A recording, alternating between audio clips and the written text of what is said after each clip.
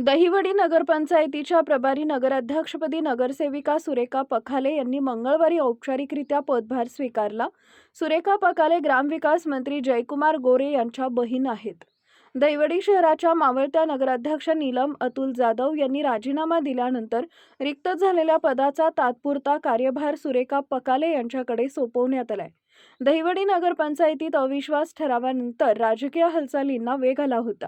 या पार्श्वभूमीवर राज्याचे ग्रामविकास मंत्री जयकुमार गोरे आणि सातारा जिल्हा बँकेचे संचालक शेखर गोरे यांच्या भगिनी असलेल्या सुरेखा पखाले यांची प्रभारी नगराध्यक्षपदी नियुक्ती करण्यात आली आहे.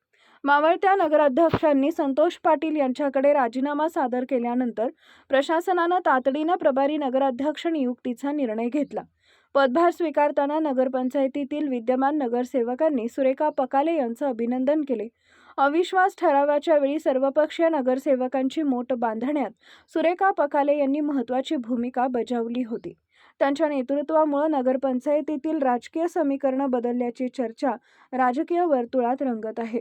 पदभार स्वीकारल्यानंतर बोलताना सुरेखा पखाले म्हणाल्या की दहिवडी शहराच्या विकासासाठी सर्व नगरसेवकांना सोबत घेऊन काम करणार आहे.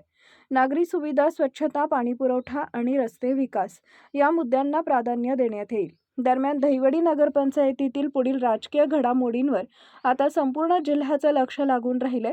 प्रभारी कालावधीत स्थिर प्रशासन व विकास कामांना गती मिळेल अशी अपेक्षा नागरिक व्यक्त करत आहेत. आवाज न्यूजसाठी संदीप जठार, गोंदवले.